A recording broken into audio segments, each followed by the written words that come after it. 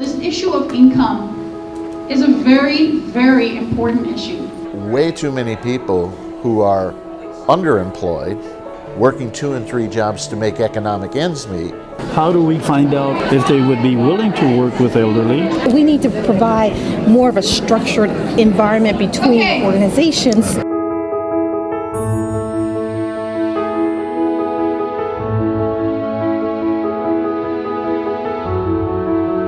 Not everybody is benefiting from the economic prosperity.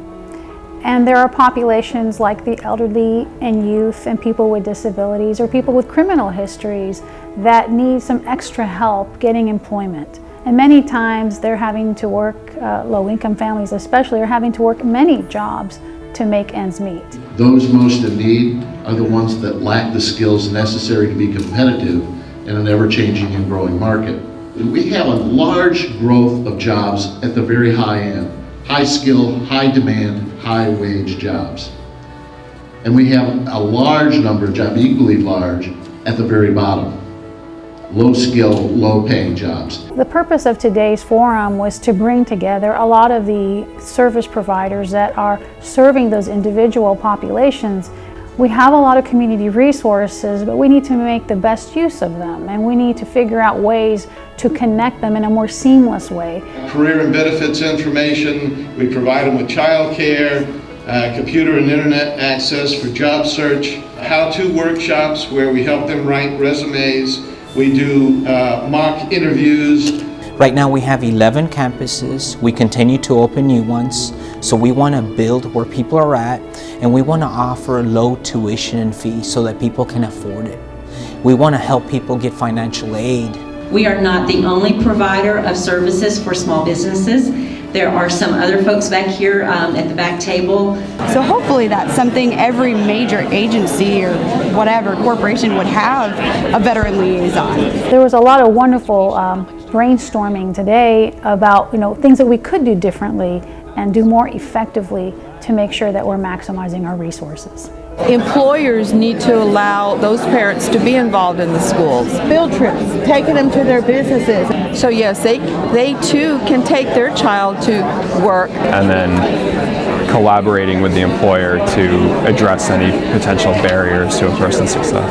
And they need to be educated, these employers, that there's a lot of opportunities. Part of that diverse workforce maybe should be in terms of staffing, that cross-generation. Exactly. At the same time, there's a lot of seniors who don't know how to even get to employers that have the opportunity. So there's a gap. There are opportunities for everyone here. There's no reason that we have the gap that we have. Both boats can be lifted. We just need to do a better job as a social service and education sector, of working more closely with the business sector to understand their needs, to see where our clients can fit in. We're seeing much more complex cases that show up to our service providers' offices. Okay, people who have not just a housing issue that needs to be resolved, but a food security issue, a transportation issue, an education issue, a health issue. With that complexity, there's a need, an attendant need for collaboration. Hector came up with a really great idea about area SWAT teams. In those areas where individuals need services, they don't need to be sent from one organization to another organization to another organization. They need to be able to come into one facility and get the services that they need. There could be a lot more done in making sure that veterans use their GI Bill efficiently to put them into the higher paying job fields. We also talked about cooperatives and how businesses can join, or individuals can join together to invest in a business financially, but also from skill sets. We know there's training available for the youth. They can go to a lot of you all providers and get those kind of skills. But one thing they don't have is the social emotional maturity to actually follow through with these things.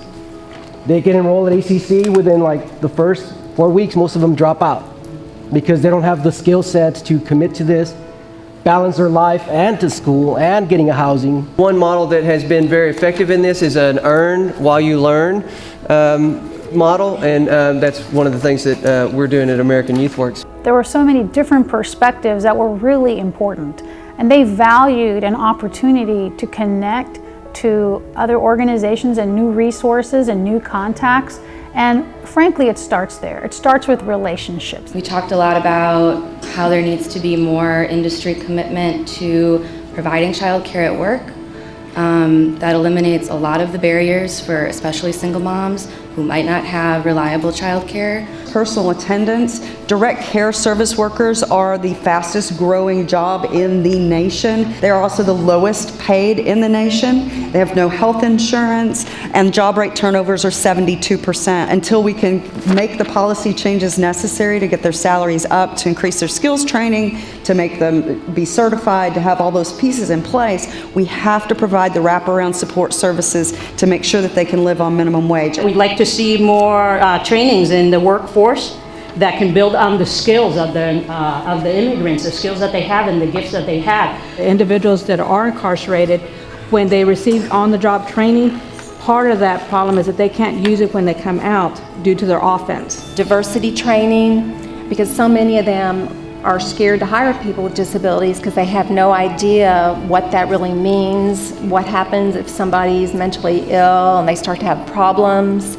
They're also afraid of the cost of a reasonable accommodation, which most of the time is either at no cost or a very minimal cost. So we can help them with that.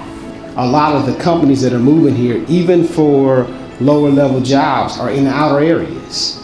So transportation is a big issue. In our safety net, we have a group working on workforce issues, and we have another set of providers working on housing issues, and another set of providers working on health issues. But it's becoming more and more apparent that we need to be coordinating those resources across these different areas.